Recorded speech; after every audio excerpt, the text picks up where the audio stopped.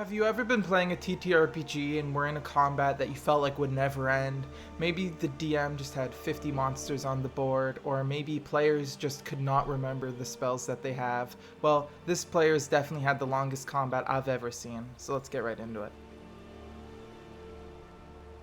Setting. This game was conducted years ago around 2014 on Roll20.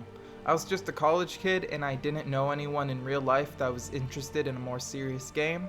I'm all for tomfoolery and murder hobo shenanigans, but my friend group was made purely of meme characters, such as a cyborg Rocky Balboa and a runaway slave from the Pizza Pits. I was on the hunt for something Warhammer 40k related, as I've tried Dark Hearsay and I enjoyed DMing that, but I wanted to play. Eventually, after many applications, I did find a group for Only War. A more military grunt style of playing, where you're one of millions in the Imperial Guard army in space, for those unfamiliar. Introductions were made, character sheets made and approved, and I was eagerly looking forward to it. There were 5 people in total in this group and we spoke over voice chat. There was the DM, a player I'll refer to as Commando, as he played a weapon specialist, and 2 other players who were both operators, pilots or drivers for the many vehicles in the game. As they worked in tandem with the same vehicle, I'll call them Operator Gunner and Operator Driver. Finally, there was myself.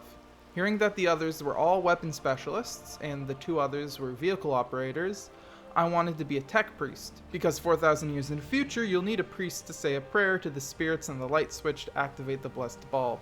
I was hyped to play. Heads up. There were no arguments, and my expectations were not high, mind you. I know it's a gamble what you get with a random group online, but I couldn't help be excited to play, and all the players seemed mature and knew their stuff. Finally, let's get to the story. The DM introduces Commando and myself to the local NPC officer in a camp on a far-off jungle world filled with old ruins from human settlers thousands of years before. The camp is bustling with activity as the Imperial Guard rush about preparing to deal with a planetary threat, orcs. For those unaware, orcs are big bulky green gorillas that talk in Cockney accents and chop you up with their big choppas and outnumber you 100 to 1. The officer calls for the operators to join us in his tent, wherein he states we'll be assigned to work with them as a squad and head the attack on a nearby orc stronghold. Turns out, while the Commando and myself are just joining, DM and operators have been playing these sessions up to 6 times now, which may explain the next few things. We're told that the attack will be in a week, and the DM states that if we'd like to roleplay or do anything in that week, then we may. Roleplay, awesome, that's my jam. Though being new, I waited for my party to say something first. Insert one actual, literal, solid minute of awkward silence from everyone.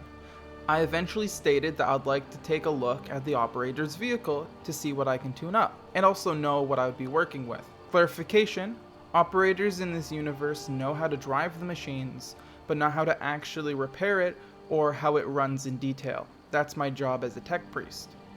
Operator Driver is still awkwardly silent, but he's not AFK as we can hear him doing things at his desk over the mic. Operator Gunner eventually gives me the go-ahead, and the DM pulls up the document about the vehicle for me to look at. Red flags inbound. And to make it clear, I'm not a lore Nazi.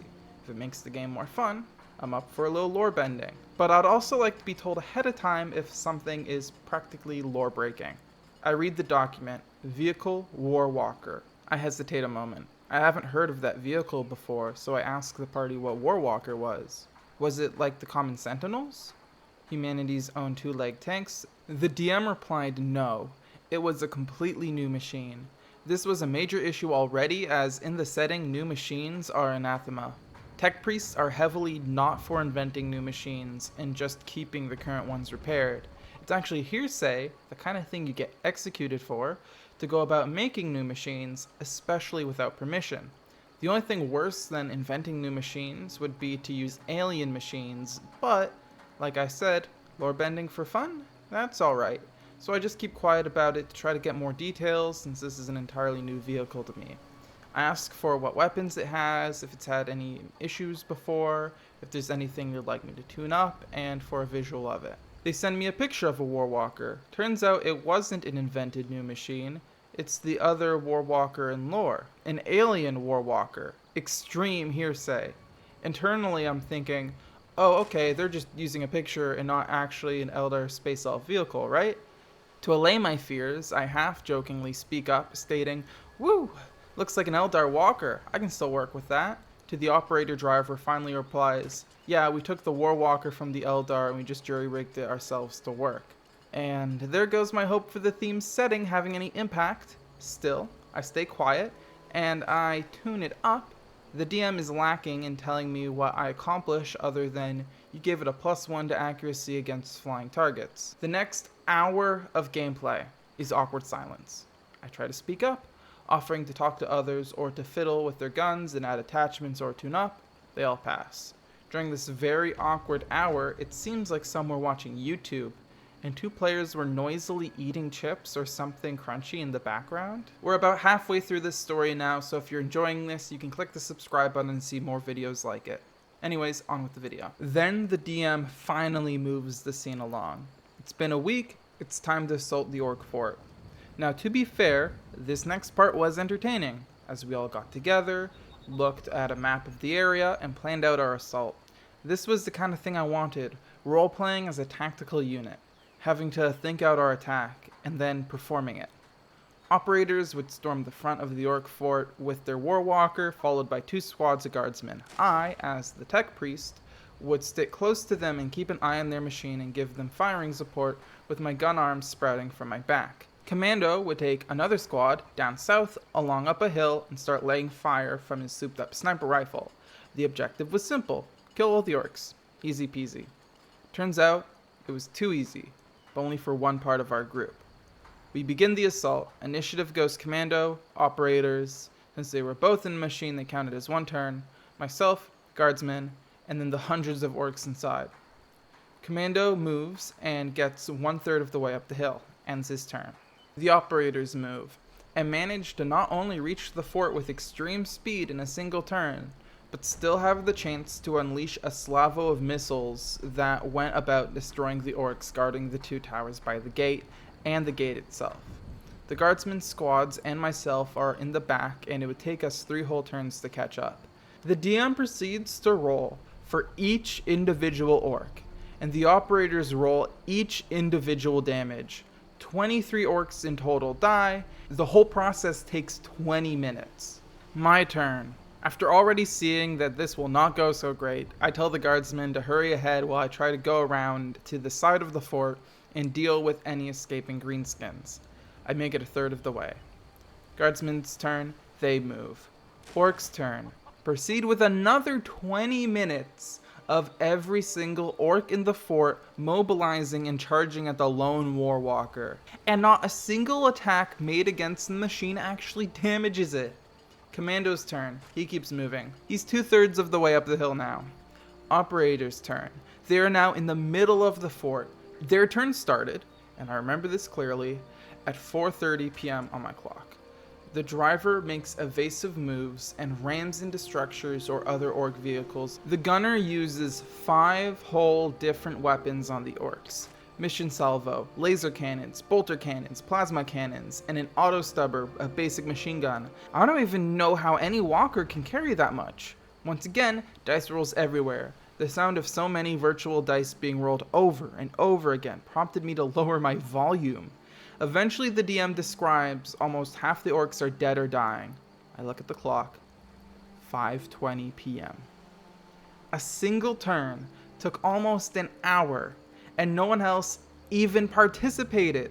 I remained quiet, as did Commando, as we took our turns. Commando reached the hill due to the crits on his acrobatic skills and managed to kill 2 orcs on a turret. I managed to get to the door. The guardsmen are still trying to catch up, and the orcs are still firing on the warwalker. One does manage to get a lucky shot on it with a rocket launcher, but it hardly hurts the operators. It was the operator's turn again.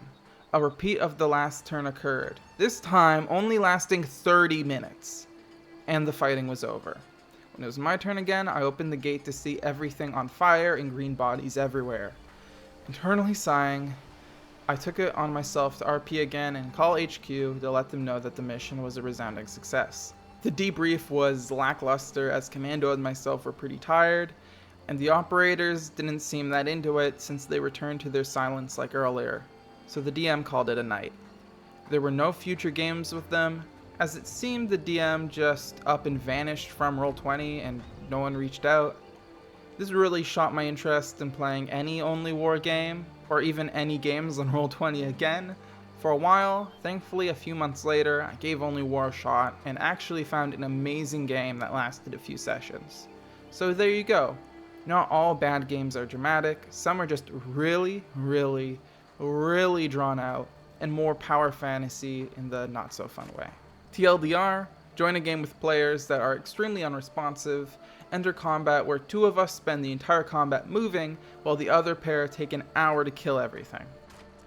But yeah, GMs just have to be more careful about the type of games that they're running for brand new players. For me, whenever I'm running a game with new players in it, I try to leave the game as open as possible. I give them very little information about the setting that they're in, other than basic context. Oh, this is a village, this is a city, oh, it's a city that's connected to the ocean, and let the party decide where they want to go, because I like my players to feel open and free to do whatever they want, and I can kind of teach my players that this is how the game works by just dropping them off in the world with nothing but maybe a little motivation, and they have to try to figure out what to do with it.